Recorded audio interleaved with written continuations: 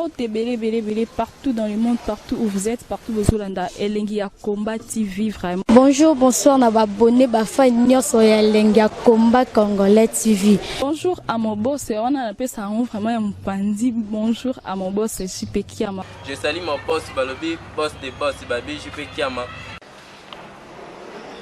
Bonjour, na Elengia Combat Congolais TV vraiment. Ramo la zana, chaîne de chaque topo, il y a pas de JP Kiama, et boss des boss, il y a un danger. Donc on va s'entendre la zaki. Ya boss na biso JP Kiama nzambe na ngai ba boss bazali ba boss bazali JP Kiama le boss des boss. Napesi d'abord bonjour te ba mbote belé na mo boss JP Kiama wana na kozangisa ote donc na ko leka te sana napesa mo boss JP Kiama boss des boss. Angelica Madelena a yeli susu ko complexé bateau et balobaka baza ba complexé te. Donc, Batou, équipe nationale. En tout cas, mon kilango, c'est vraiment un lundi. Mpote ba papa, ba maman, ba deko. Mbote ba rando, na ba randonnette. Mbote bateau balinga barando, na ba oyo balinga barando te. Mbote ba jeune garçon, na ba jeune fille. Mbote ba l'amitié, na ba bébé. Mbote Sainte-Honorée, Sainte-Thérèse, Sainte-Ingrid, Kabon. Angelica Madeleine a tonda influence. Mais, aïba qui ko bimiselango te na monde baye. A bimiselango l'équipe nationale. Un certain temps à Bunga, lelo Angelica Madeleine a zongi. A bandi ba réconciliation l'équipe ba yaba membre l'équipe nationale. Mais nzokande nyonso wana ezali uniquement pour un intérêt naïe. Donc intérêt naïe liboso. Ce qui intérêt naïe ezali ke akotika bango na mbulu gombolo. Atalinga bango toalinga bango te. Pour Angelica Madeleine ye intérêt naïe motozala liboso ke nyonso. Alors Angelica Madeleine a yebike l'équipe nationale bazana complexe ne makas même les tetso ba shelso ba juvenal kibana balobaka bazaba complexe voire même Karim Mokonzi mais pas ya Angelica Madeleine a yebiki bazana complexe ne pe azana influence ya makas liboso na bango.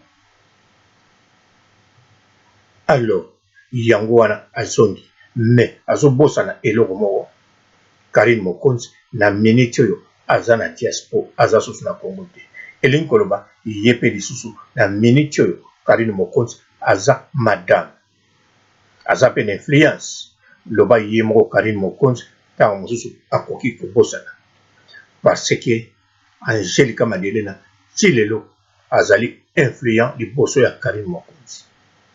Karim Mokonzi azo considéré peka tilelo madame. Bon, ils ont mabeki moi si nyonso to considéré madame. Même nga na considéré ba maman ya malala na ba maman obateka makala toujours ba madame. Bon, Angelica Madeleine na soka zongi. Réconciliation na saliango parce que pour sali cité non. Mingi ba yebi ke pour na sali cité. Bien sûr, il y a beaucoup de à la promotion, il y a site. Il y a beaucoup de la promotion, il y a site. Mais, il y a bien que les campements sociaux, l'équipe nationale, et na bateau, na koki ko jouer rôle et belé, pe influence nanga et rozala. Tant influence nanga so mata, site bezolanda. Et ça dit que na la promotion site, si mangana yeba. Non. Kaka influence nanga soki na matisi site automatiquement ekoyebana même batie vidéo te parce que na sina bima na sale influence na ningis internet comme madame to kende même la justice na site page comme madame Karim Mokonzi a belelanga tout le temps comme madame bien sûr na zala na vie na ekala mais liposo na kota ki mingi na net te na niveau international mais ntango nakotaki na bano équipe nationale en tout cas na profita mingi elobi ye moko atekaka basima na ye grâce ya bana équipe nationale mpe mission asala aprofita nango makasi wana akosi te sikoyo mpe azongi mpo na nini ayebaki te makambo ebanda koleka ayebaki te ke équipe nationale eza na mbilinga ayeba makambo nyonso te non ayeba parce que banda bunga banda bazalaki ennemi na Karine Mokonzi banda bakomaki distance na Karine Mokonzi chaque jour nzambe asala avant midi na après-midi alandaka bavideo d'événement na Facebook ya Karine Mokonzi donc ayebi nyonso ndenge kende sikoyo ayebi bien surtout lokola Miriam Mokonzi akabwani na Karine Mokonzi liboso bana kotala ntango mosusu bakozongana ntango mosusu ezali kaka baranki ndenge oyo ayeba na kozala ere mo bakosongana mpo baza na poto Angelique Madeleine lokola mpe azalaki na zemi alobaki tika nalanda te tika ngo na kobota Angelique Madeleine amaîtrisa mais azolanda basene azozwa makambo mpo ye moko alobi na monoko na ye ayina Miriam Mokonzi donc ayokelaki ezwa po azwa ye Karine Mokonzi bokote kuna bino mo boyebi o Gelso atikala koyokela afilora zwa ke po bayebana na Karine Mokonzi afilora atikala koyokela Gelso te zwa po bazala na Karine Mokonzi mais oui Kisinjora ayokela Karine Mokonzi zwa soka zana manike to zana basi mususu atiki alors place wana bo comprendre zwa ya Miriam Mokonzi na zwa ya yemoko Angelique Madeleine pa ya Karine Mokonzi soke ngolobani mais to continuer likambo na biso Angelique Madeleine bien sûr bato équipe nationale les Ketso Karine Mokonzi Gelso Juvenal Kibala Cynthia Wador afilora bango nyonso kolongola moko te balobaka ke toza ba complexe te mais oui baza ba complexe ya niveau moko ya kosakana te epai ya Angelique Madeleine d'accord naza na bango d'accord parce que bazalaki na Afrique lokola Angelique aza na mbongo ebele c'est tout à fait normal bisika moto apesaka mbongo to oyo kobeta batolo faut supporter nyonso akolo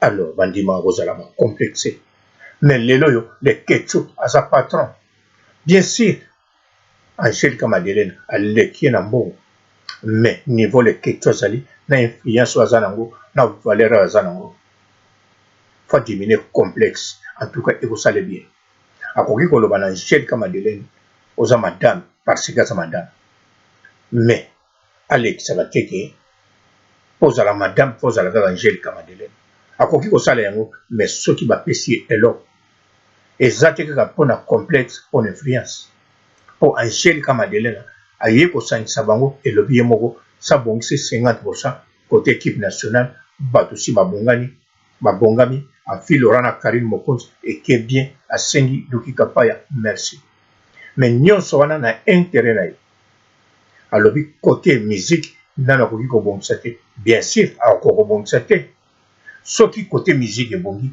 wana eza décision ya ye moko héritier wat ndenge bozomona sikoyo Fabregas alobi malamu ya Karine Mokonzi mpe aposte akomante mompende makambo donc elingi koloba Fabregas a décidé ye na Karine Mokonzi bazala bien Karine Mokonzi mpe accepte yango donc Angelique Madeleine même mbongo ne même nini akojouer rôle moko te ni influence liboso ya héritier parce que héritier aza na bato oyo basimbaka mbongo ebele liboso na ye yango wana abeta miziki te mbongo ezali akolala nzala te mpe akovoyage toujours na business class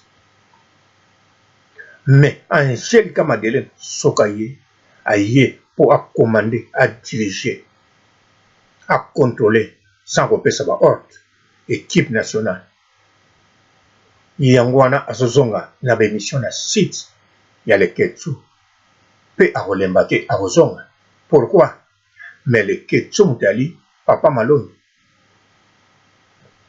le ketchum tazali monter lelo équipe nationale donc eni kolobake leader na kati ya Congo pe leader oyo azo mene makasi mpona kogarde équipe nationale eza le ketchum.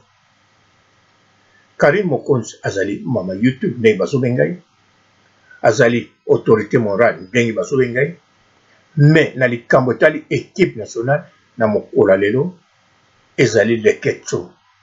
Alors Angelique Madeleine zoba azala déjà zoba te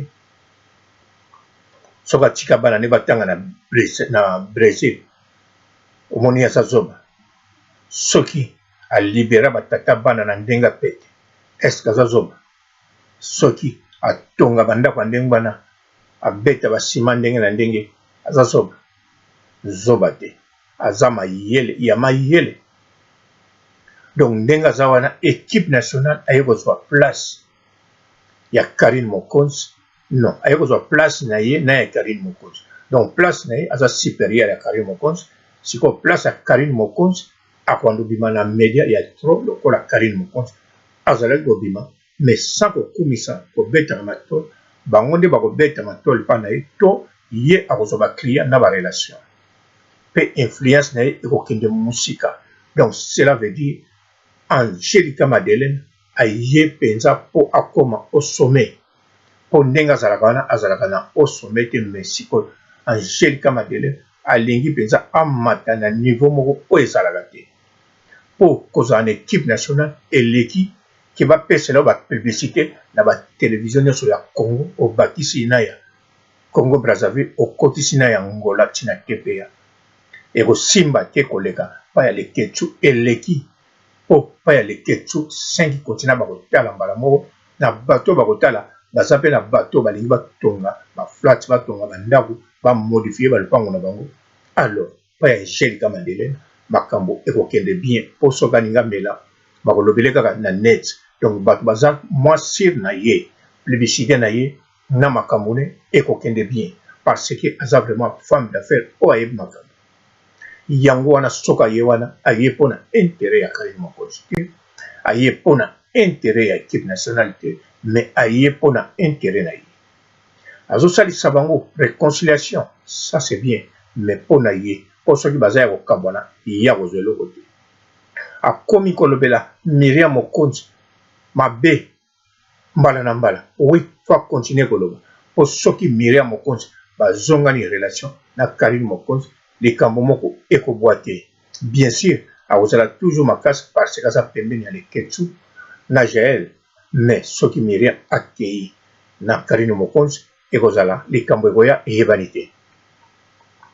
Alors yango wana fo aloba en plus fo azala na maloba ya koloba po asalaka baview po amonana po akoki koyaka te na émission alobelaka kaka nsima na ye donc fo akota na eloko nga nalingaka polémique torane yango wana paso kota yango nga mpe nazotala ye yango nga mpe nazolobela ye te mpo naza contre ye mais nazolobele mpo na makambo azosala contre ye nakoki kozala na ye te parce que aza na nzoto ya bien aza na ta ya bien même olongoli ye mbongo en tout cas aza vrai momi donc vrai chéri oyo bino bozobenga madame mais pananga aza kaka vrai chéri. Alors yango wana oyo nazoloba nyonso wana eza mpona intérêt ya Angelique Madeleine. Bien sûr Karim Mokonzi ye andimi abengi mpe madame alobi na ye bon tozalaki binemi sikoyo olobisi nga Angelique Madeleine aloba na ye non tozalaki binemi te obotolanga mobali to nga na botolo mobali makambo ya pamba wana relation ezonga na pete nyonso. Alors Karim Mokonzi ye mpe azalaka zoba te aza mayele makasi mais Karim Mokonzi côté mosusu toloba yango juste azalaka négligente même mayele eleka ye mingi mais azalaka négligente tokoki kobenga yango kutu mwa ndambo ya kinaïfi babenga yango bon naïveté soki naïve donc naïve aza mpe naïve donc na bokorige bino moko ndenge oyo mais bocomprendre azali mpe naïf na makambo mosusu kozala naïf elakisi te oza zoba kozala naïf eza teke oyebi makambo te non oza mayele okozala na osilisa bauniversité osilisa badoctorat ozosambela na église moko paster ozotya bambongo lobi nango mbongo alobaki ke ezalaki mpo na nini okangi yo moko na épreuve alie yango to asalika moko mais ntango akoloba no de moko ndimi ozomona makambo te ozosala eza mpena lokota mais ozondima teke mpo ozondimela ye parce que okomi naïf donc omitikali ndenge wana donc neti Karine Mokonzi azotikala pa ya Angelique Madelena na makambo mosusu parce que azoutiliser face na atikali naïf et puis aza complexé toujours ya Angelique Madelena or que Karine Mokonzi azali mwana poto ya diaspora et puis na diaspora ngo aza koningisa à part koningisa akutana na première dame kokutana na première dame même Myriam Mokonzi ndenge toyoki asenga ya kabele même 1000 € pour akutanika. Pourquoi? Parce que Myriam amonaki akomi supérieur madame que madame. Bien sûr ndenge na lobi pananga ba madame eza basi nyonso baza ba madame. Mais pana bango soki babengi madame elakisi haut niveau. Donc le col eza haut niveau, Karine Mokonzi aza pe haut niveau madame. Donc ye na Angelique Madelena faut pas se traiter de ti à ti au tutoyer entre ba madame supérieure à sa société. Donc influence ya Angelique Madelena pas ya Karine Mokonzi et koki ko jouer les sociétés ndenge zala ko jouer. Siko ekomi respect ya ba madame entre ba madame. Donc yetanga ba sala émission Angelique Madelena falo baba madame Karine Mokonzi ndenge moko Angelique Madelena soki balobeli na Karine Mokonzi alobaka pe madame. Donc faut pas se traiter de madame à madame et puis il faut traiter les ketchou monsieur oye pas comme patron wana bango tout babando ko profiter yaye ko profiter biloko ne aye ko profiter mais et bondi a bosana bango pe balongola ba complexe balobaka baso ba complexé et puis yepe atika ko complexé bango atika ko lexa influence devant bango bakoma de ti à ti au tutoyer akoma elongo na soki si awa botika la malamu. Ciao. Bonjour fidèles internautes de www.elengiakomba TV. Bonjour, bonsoir, balandi nyonso ya Elengi ya Komba.